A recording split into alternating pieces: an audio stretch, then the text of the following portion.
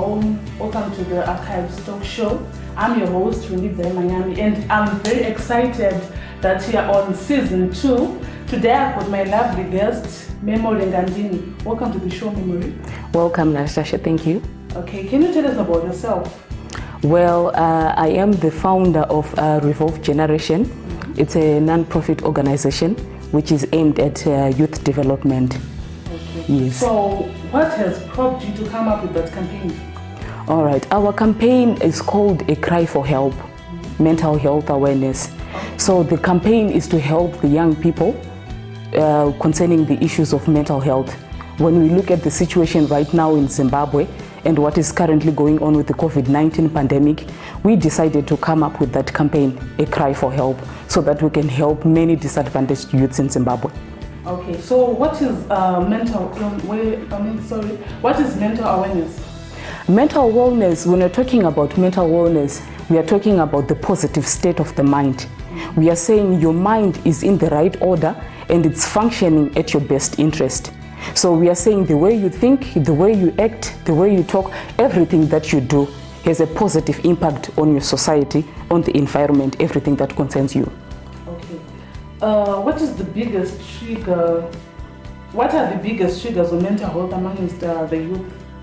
When we look at Zimbabwe right now, the situation in Zimbabwe, it's actually a big trigger for the young people and almost everyone, even those who are not at the young age. When we look at the rate of unemployment in Zimbabwe, we have so many people who are graduating, but they don't have jobs.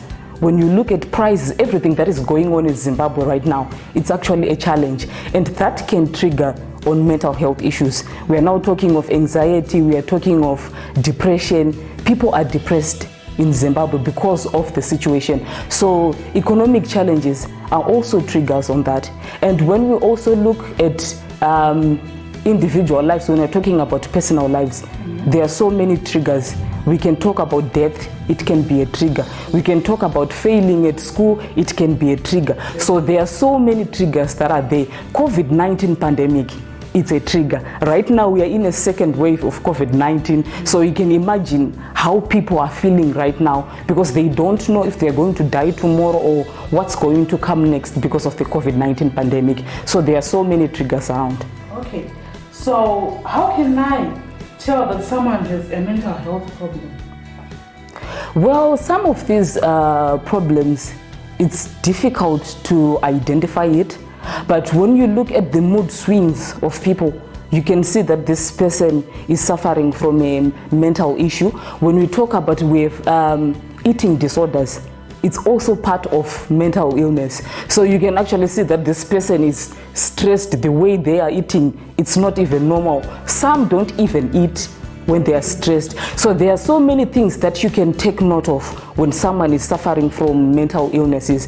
Then we also have those who have challenges with substance abuse, those drugs. Yes, you can actually identify that this person is suffering from a mental illness. So it's very important for us who live with people to be people who can easily notice someone.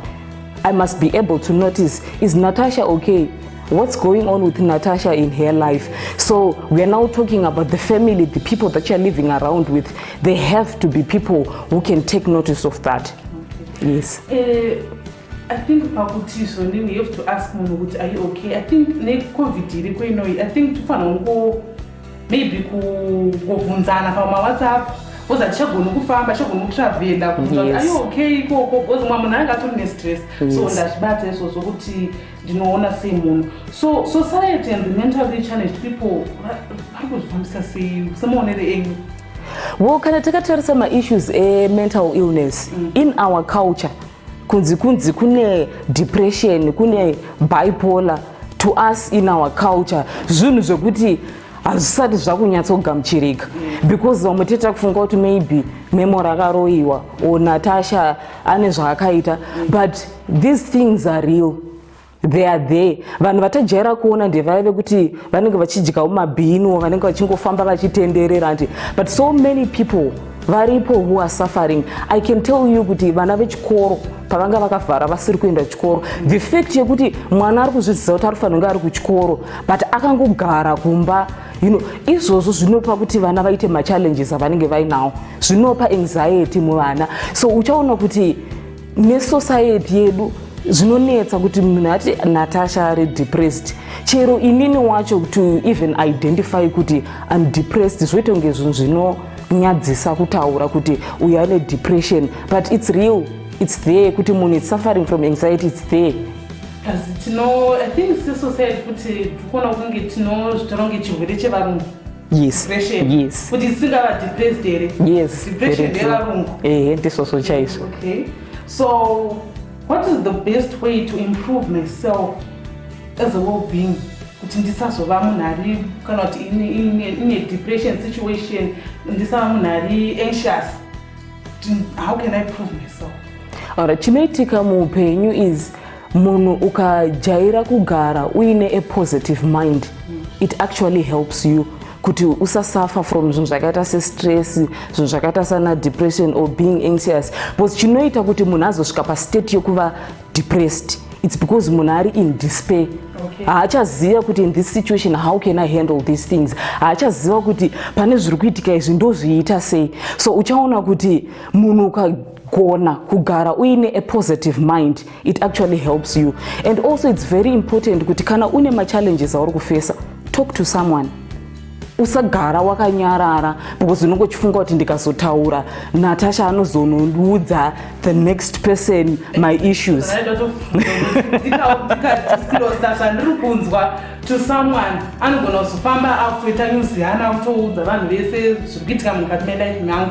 I think ndo zvimwe zvinhu zvinoita kuti vanhu vasaita come out nemaproblems avo. Yes, but yes. Since mati tinofanira kushare, I think yes, good advice. Talk to your family, tsvaga vanhu, people who you can trust. Okay. Talk to them. Kana muri mumba, this is what is happening, mom, A, B, C, D, E. Talk, share with people. Because kazhinji ndeke vana, young people, when they go through things, they don't share with their parents. Havataure mumba. And especially mazoninye technology. Munhu anenge achingoti ase ari pafoni, ari paWhatsApp. We don't talk anymore. So kana mwana ane zviri kumunetsa handi, the only solution yaanoona umwe ndeyekuti rega ndinoita zvemadrugs. Pamwe ndofunga ndikambomwa doro kana kuti ndikaita this nemadrugs handi ndombonzwa zviri nani. It's because that person haana munhu wauri uchase waari kushare naye, waari kutaura naye, and the next person can help you usingazvizivi. Just by talking, chingotaura dai mumwe munhu zvinobva zvato anobva atonzwa zviri nani because you have spoken to someone. Some can relate kutokubatsira. Yes. Okay. So what advice do you have for the people watching regarding mental health issues? Well, mental health issues, they are real. Ariko. Yes, ariko. Kuti, in as much as we want to avoid these issues, ariko. So it's very important kuti isusu as the society, we need kuti tizviziye and titozvigamuchira kuti these things are there. Kana depression iriko, kana kune ma situations ariko, ma issues anouya anti. Kana tikazviziva, we know how to solve them.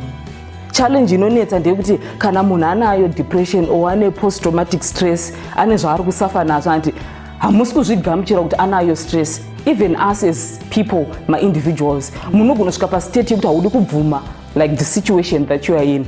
Ndo patotangira ipapo kuti these things, they are real, these things are there. Yes, let's not ignore it. Kana munhu aine ma issues, ndosaka uchiona kuti ma cases e-suicide, attempted suicide ari kuwanda. Because vanhu vari kuita sei tirongozvi-ignore. Natasha ari kufamba, ari kusafa nehanti, haasi kutaura, and people are just doing zvavo vari vega. So at the end unoona Natasha ndo pamunonzwa kuti Natasha tried to commit suicide. Why?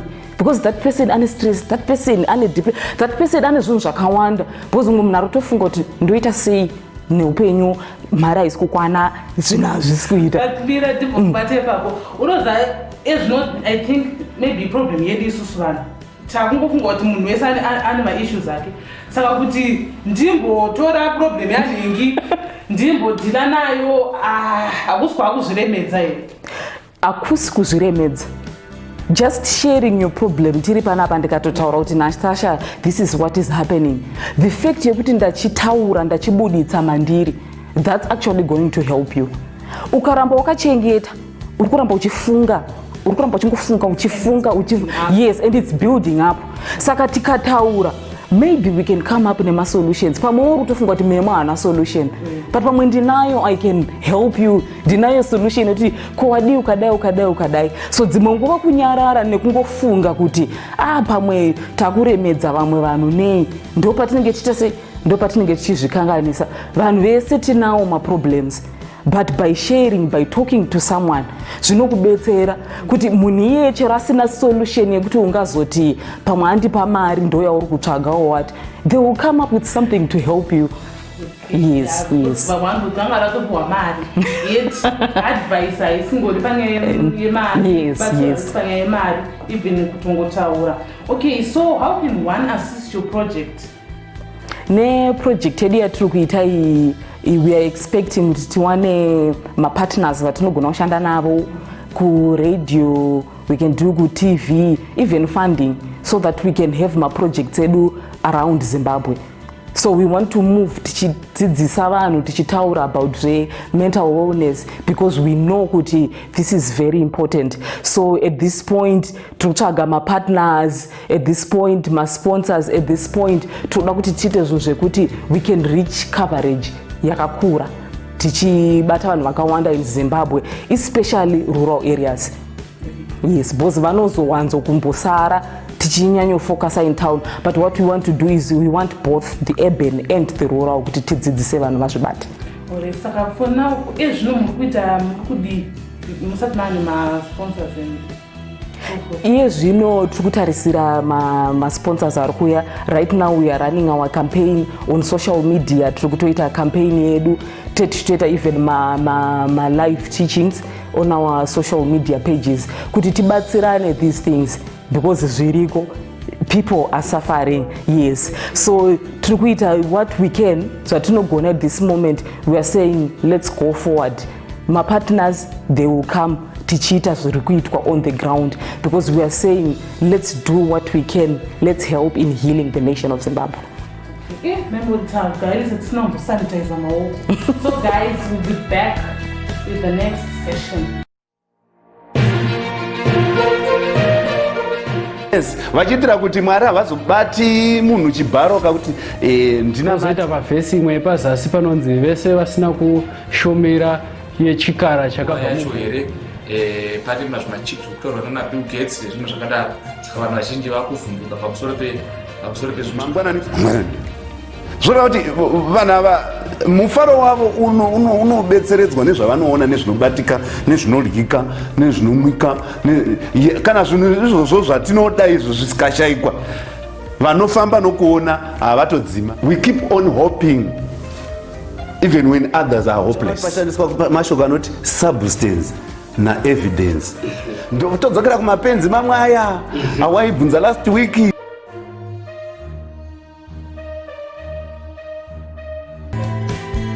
Talking about mental health with Memory Ngandini.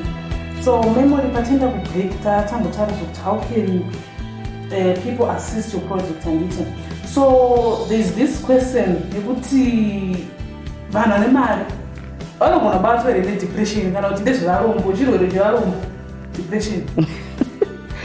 You know what, my issues aya whether une mari kana kuti hauna mari anogona kukubata. Remember pandatanga kutaura ndichiti mental wellness, we are talking about the way that you think, the way that you act.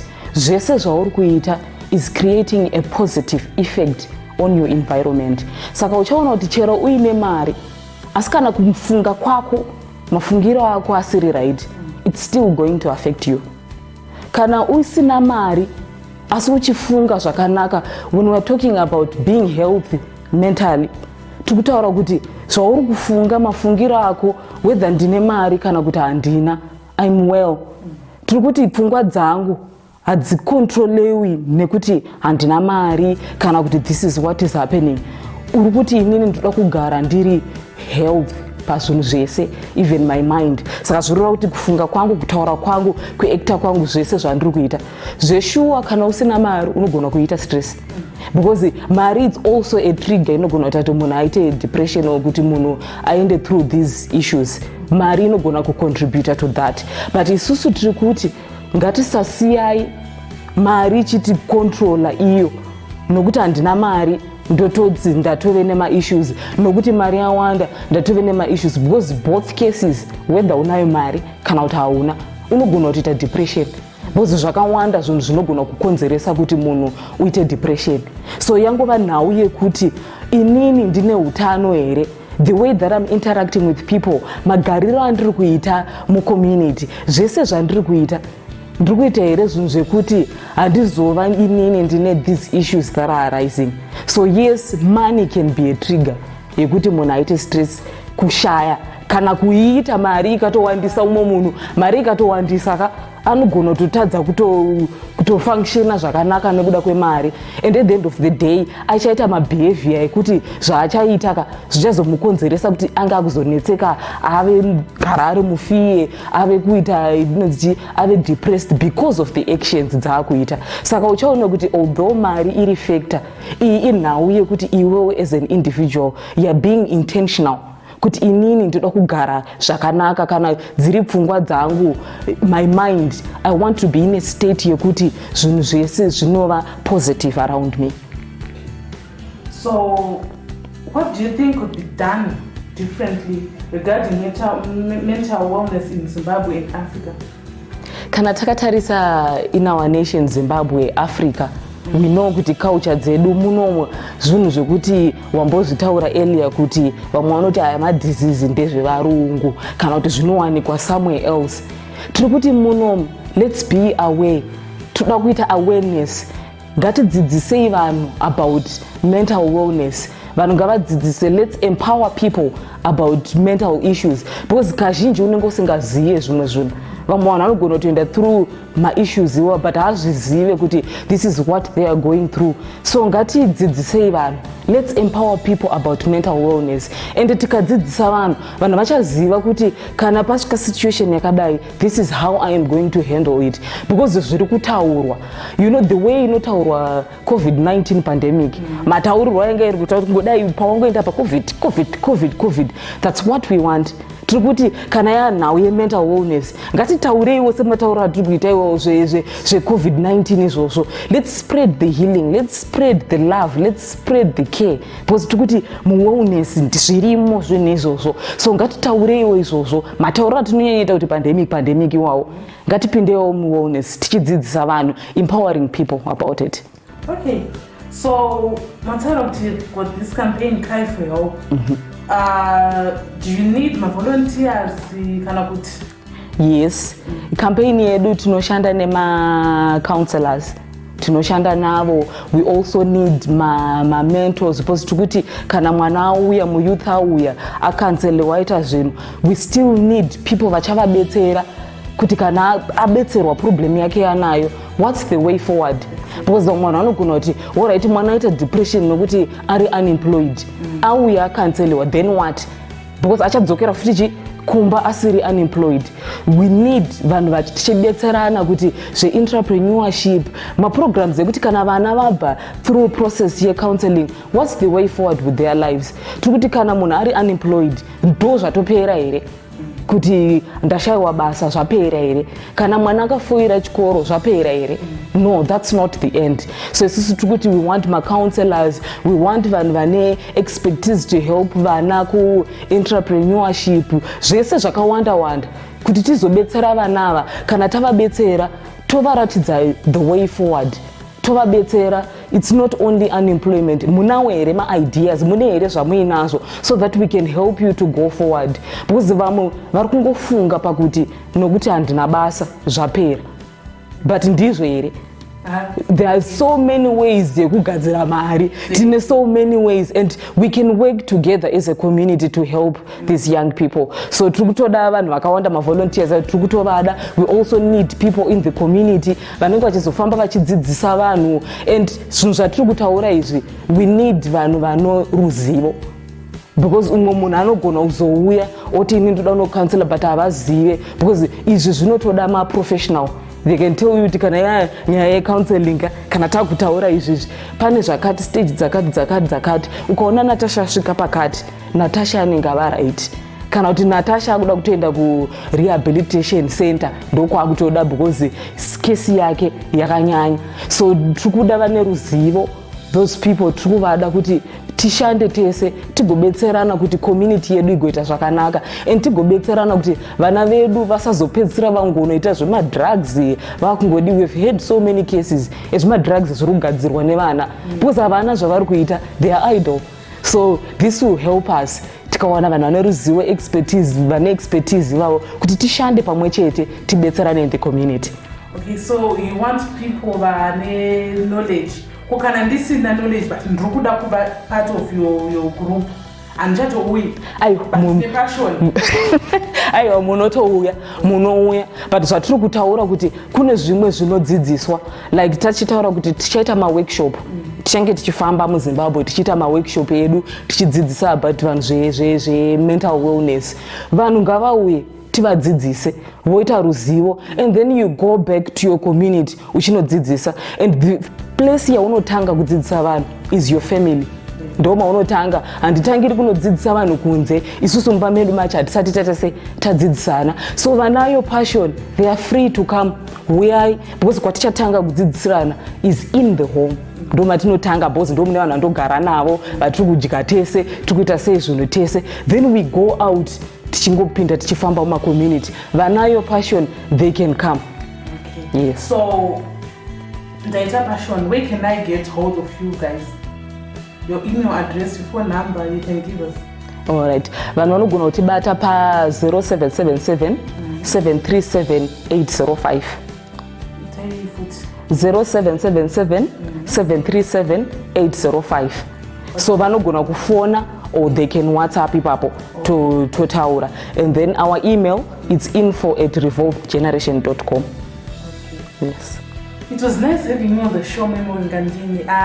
Guys, in that Zidzai, I don't know you, kuti madzidzai kana kuti, but I think nezvatataurwa na Memo itadzidza. So let's just keep sanitizing and keep the social distance. So for today, it's bye.